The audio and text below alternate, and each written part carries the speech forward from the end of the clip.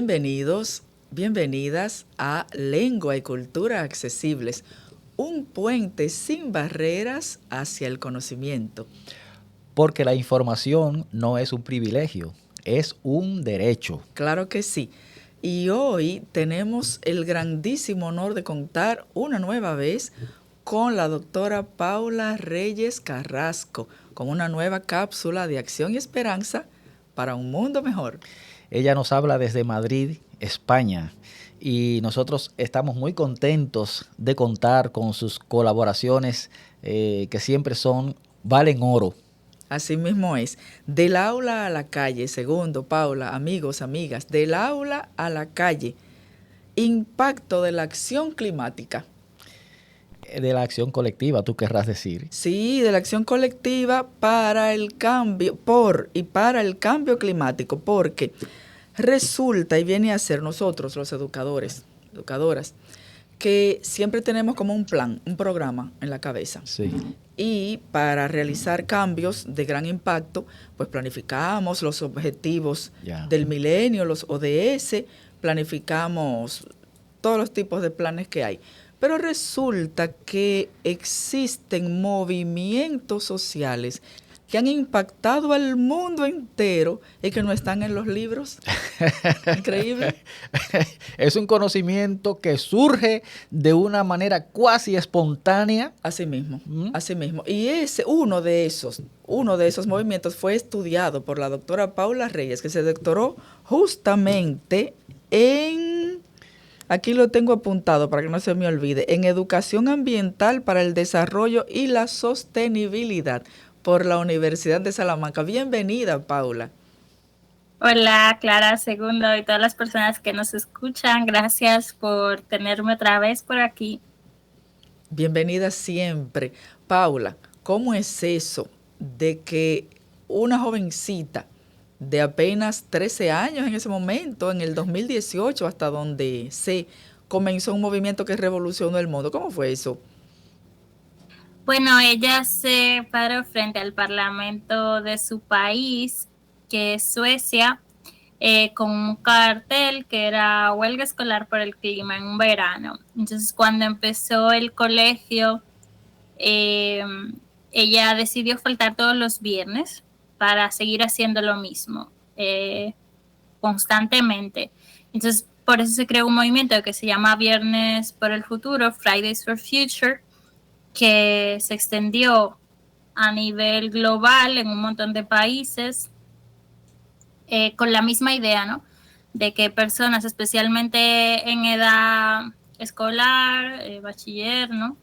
Pues también se unieran a esto y este grupo también desarrolló otros como Profesores por el Futuro, Teachers for Future o Madres por el Clima y así sucesivamente, que era con la misma idea. Es cierto que hay como una vertiente de personas que critican mucho el hecho de que tuvo que ser una mujer rubia, ojo claro, del norte, global, que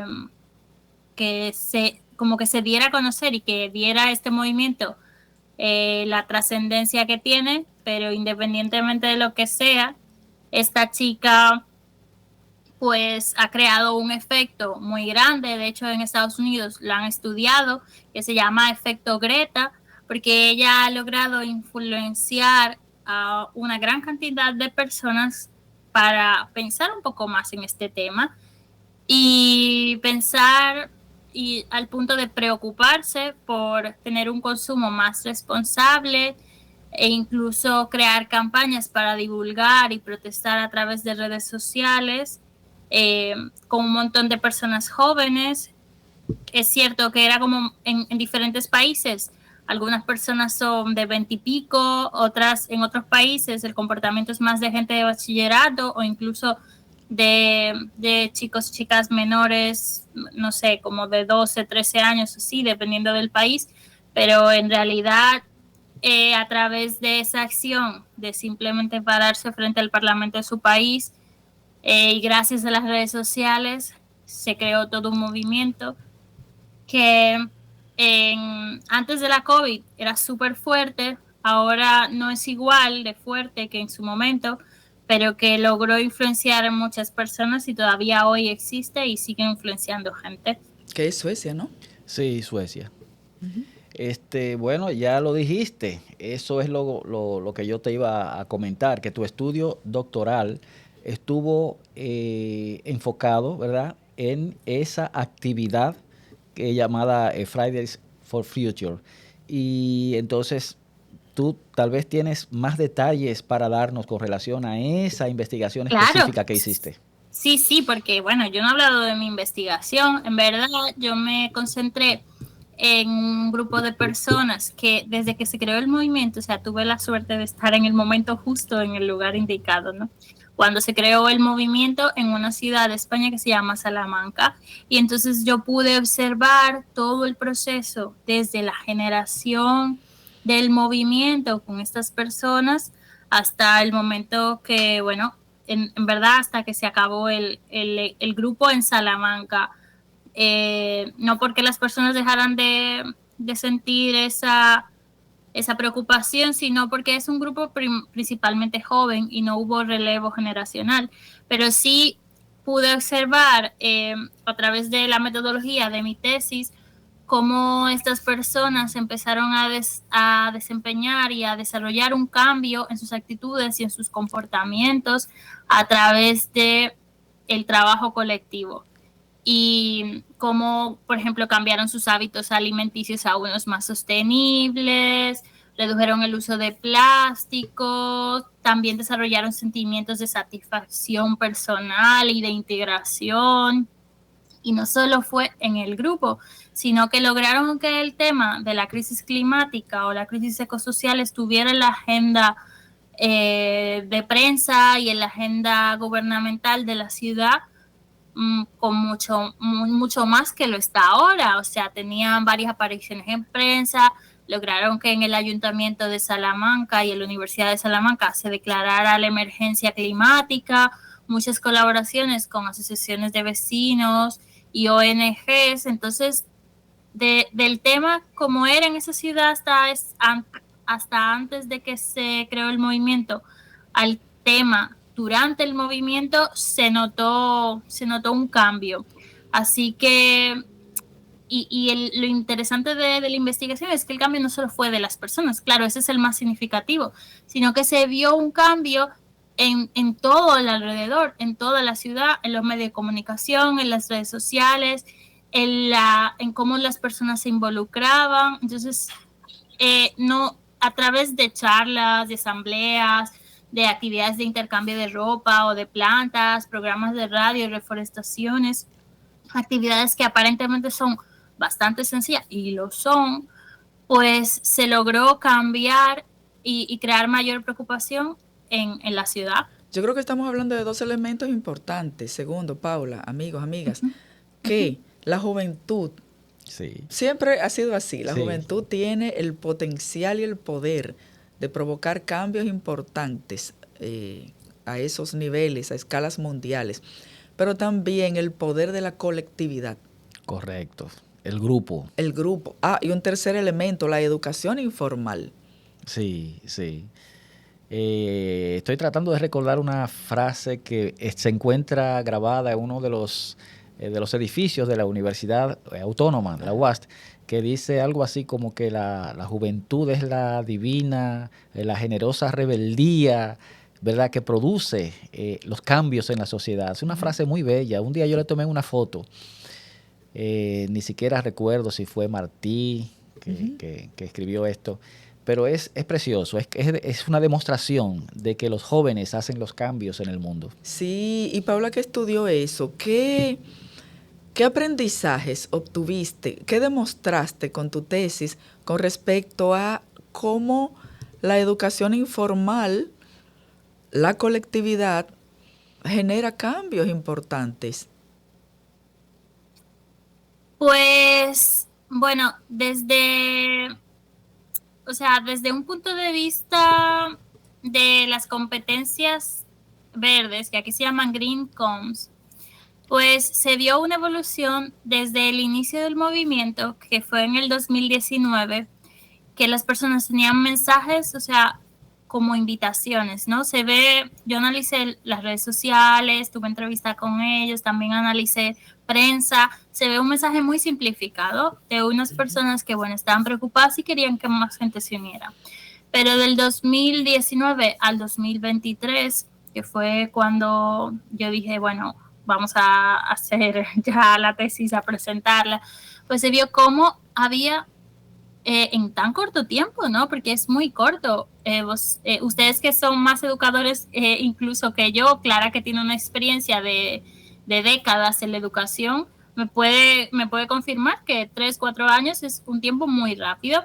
Y entonces el discurso se profundizó muchísimo y empezaron a mostrar todas estas personas, especialmente del equipo de coordinación del movimiento, estas GreenCom que yo les digo, que son 12 competencias en sostenibilidad que se conocen aquí en la Unión Europea y están agrupadas en 4 categorías, que básicamente son la parte de encarnar valores de sostenibilidad, asumir la complejidad de todo esto, prever futuros sostenibles y actuar por ellos. Y entonces, entre estas categorías, pues hay diferentes competencias como el pensamiento sistémico, el pensamiento exploratorio, la adaptabilidad, la acción colectiva, la acción política, la acción individual. Y estas personas que empezaron sin mostrar ninguna de estas competencias, de repente la desarrollaron, lo cual para mí es asombroso porque demuestra un potencial increíble en la educación informal.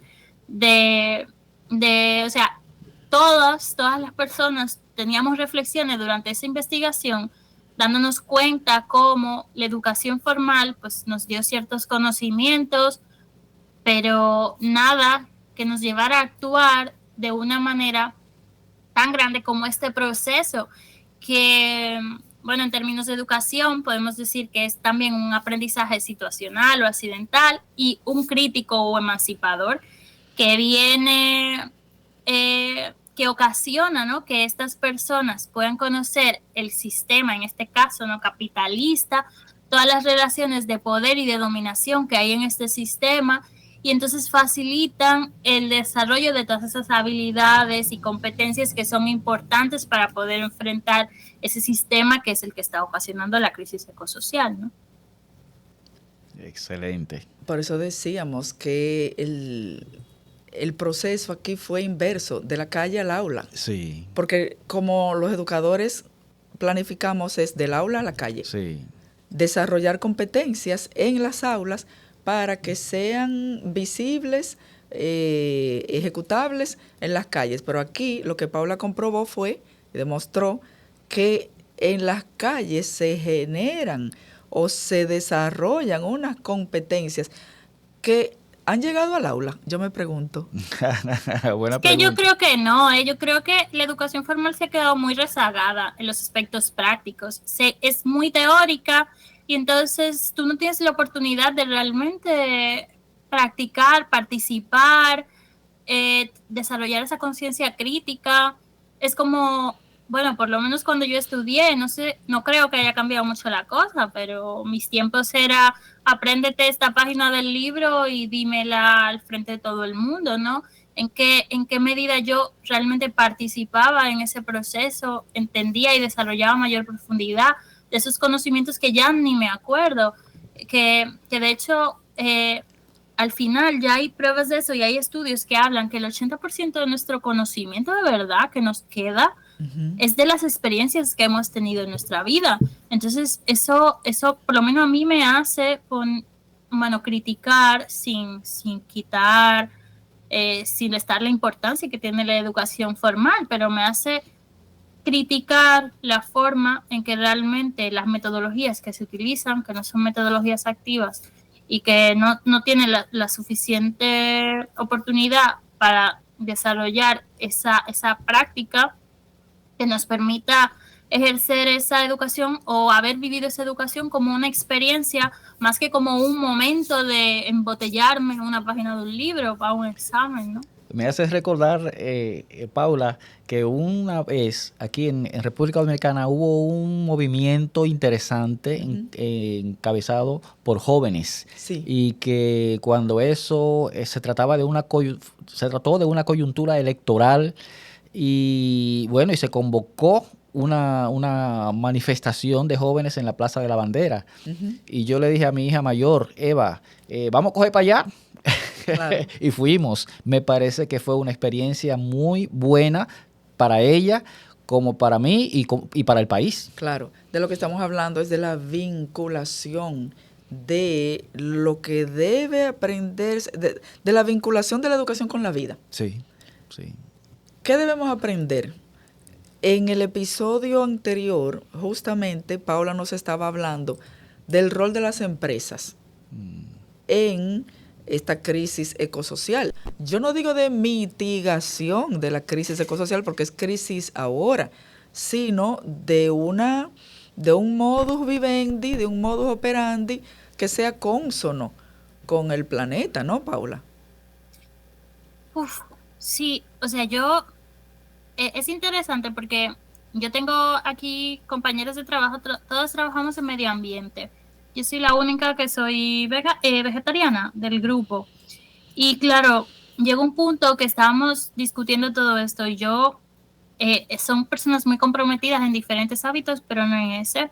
Y llegó un momento que les pregunté, o sea, yo les dije, no se sientan mal por esta pregunta, pero en verdad yo quisiera saber si ustedes están dispuestos a hacer tantos cambios y los hacen y tienen una vida así, ¿por qué les cuesta tanto, por ejemplo, la decisión de ser vegetariano, ¿no?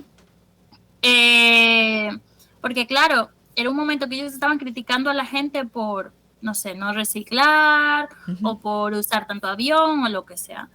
Y entonces una medida tan básica como aumentar el consumo de vegetales frente a la carne o al pescado, que ya hay evidencia científica de que una dieta vegana o vegetariana es mucho más saludable en muchos aspectos y que puede suplirte de todo lo que tú necesitas, ¿no? Y entonces hablaron de toda esta parte cultural que es difícil, ¿no? Cómo la cultura ha influido en que la carne sea parte de su vida y como nunca han tenido la información de verdad en el caso, bueno, mis compañeros me hablaban de España, como en España específicamente, el hecho de que ellos coman un tipo de carne, pues afecta directamente al medio ambiente, ¿no? Entonces, es un reto muy grande que hay en la educación, porque hay que romper todas esas barreras culturales, todas esas historias que tenemos metidas, preconcebidas, todo lo que nuestros abuelos y nuestros padres nos dicen que choca con una nueva forma de vida, aunque muchos de nuestros abuelos y abuelas tienen prácticas muy sostenibles, hay muchas que no lo son también. Y hemos cambiado a una forma de vida directamente por el capitalismo que nos dice compra más, usa más, viaja más, todo más, mientras más es mejor. Entonces es un reto muy grande que tienen educadores que ni siquiera tienen el conocimiento para poder hablar de este tema, ¿no? Ahí es que está el detalle, porque es que exacto. No está en las currículas ni universitarias ni de educación preuniversitaria, justamente. Y es que más allá del conocimiento, un conocimiento, volvemos a la parte activa, un conocimiento que no genere compromiso, que no genere cambios actitudinales y cambios comportamentales, pues realmente se queda en un conocimiento muy vacío. O sea, que claro que probablemente hablan de cambio climático, pero luego, o sea, tal vez el profesor llega en su coche y come carne y no sé, o sea, no tampoco actúa con esos comportamientos y no tiene esa preocupación que tiene la teoría del cambio climático. Entonces, en verdad, estamos enfrentando una situación muy complicada y a mí me parece fenomenal que existan medios como los movimientos sociales, que al final entran las personas y pueden generar ese pensamiento crítico, sistémico, en poco tiempo, un tiempo grande, mantener esos cambios que han hecho, crear otras redes, otras alianzas, porque es que si no, la educación formal yo lo veo difícil, en verdad. Bueno, creo, Clara, que tú me dijiste ahorita que le ibas a preguntar a Paula que si ella tuviera una posición de poder político, ¿cómo es la cosa? Sí, que sí. Bueno, por eso vamos a dejarlo para el final, para el cierre. Que sí, me lo guardas ahí, por favor. Es que yo no sé si nos queda mucho tiempo, ¿no? Sí, nos queda. Yo creo que sería más un recordatorio, porque si no me equivoco, sí lo hablamos en el programa anterior. Entonces, es que claro, habría que escuchar el programa entero, así que si estás escuchando ahora mismo y eres empresario o empresaria, te recomiendo que lo escuches, el capítulo anterior, ¿no? Pero es que implica muchos aspectos. Ajá. Un compromiso real, transparencia, invertir en formación, tanto en temas sociales como ambientales, interna y externamente, contratar a personas que velen, personas que tengan las capacidades o invertir en que desarrollen esas capacidades para ver el tema de sostenibilidad como una prioridad. O sea, hay que invertir en esa persona, en ese departamento, en esa área, para que de verdad pueda desarrollar acciones.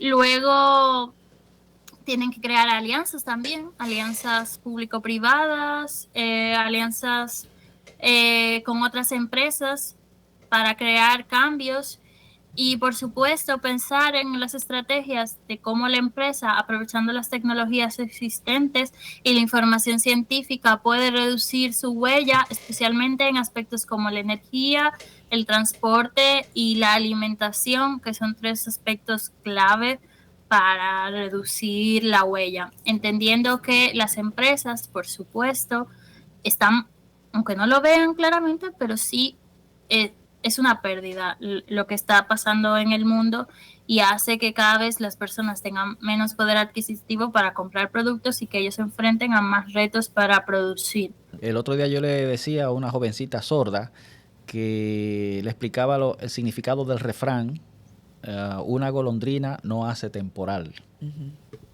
A veces las personas sordas, aunque aunque hayan crecido, sin embargo, les falta mucha información de significados, de refranes y así. Bien, entonces, Paula, si tuvieras una posición de poder político, económico, empresarial, ¿qué cambiarías? ¿Por dónde empezarías?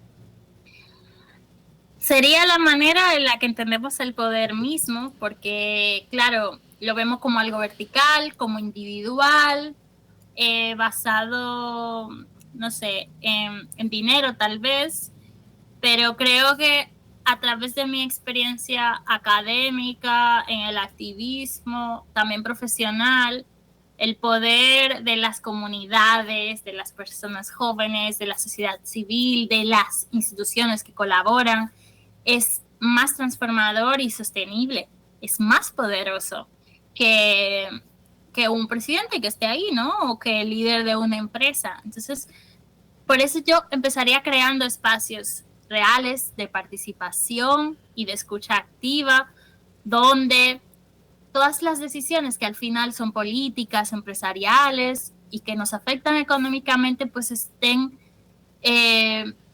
enriquecidas con las voces de quienes generalmente no están siendo tomadas en cuenta, que es la gente de a pie, que es la que vive todo, ¿no? Supuesto, que seguro tienen muchísimo que decir también. Las jóvenes, las mujeres, perdón, en general, tampoco son muy escuchadas, ¿no? Hay muy pocas jóvenes en cuanto a mujeres en el mundo entero y jóvenes también que tengan posiciones políticas y posiciones de toma de decisión, personas también que tengan discapacidad, o sea, en general hay muchas voces que no son escuchadas. Y por supuesto, si tú no escuchas todas las voces, las soluciones no son integrales y no son tan ricas como lo que pudieran ser, ¿no? Entonces, por eso la parte de apostar por procesos inclusivos, que sean transparentes y así escuchen a la ciudadanía para crear esa fuerza compartida que es capaz de impulsar las transformaciones profundas que se necesitan hacer para lograr la sostenibilidad y la justicia social. Qué lindo. Muchísimas gracias, Paula. Ya sí, el tiempo nos dice que tenemos que terminar ahora esta conversación. Y sabes que eres bienvenida en este podcast y apreciamos mucho lo que dices. Gracias por regalarnos estas cápsulas de acción y esperanza para un mundo mejor. Gracias a ustedes también por escucharme. Permítenos invitarme. Sí. Permítanos también dar las gracias a nuestros queridos amigos de Access Team RD, quienes nos apoyan generosamente. A ellos muchas gracias también. El contacto de Access Team RD es el número 849-815-4425. Y ellos están en @AccessTeamRD en todas las redes sociales. También sugerimos seguir a la doctora Paula Reyes Carrasco en sus redes sociales. Si nos las puedes recordar, por favor. Bueno, Decisiones Verdes en Instagram, pero estoy en LinkedIn como Paula Reyes Carrasco, así que por ahí me pueden encontrar también. Bien, como nosotros tenemos la misión de hacer accesibles accesibles y por lo mismo democráticos todos nuestros contenidos, recomendamos ver todos nuestros podcasts en televisión, porque así pues se ve mejor, se escucha mejor y se siente mejor. Véanos, síganos, coméntenos, suscríbase, comparta y siga formando parte de la solución y no del problema. Así es que hasta la próxima. Gracias.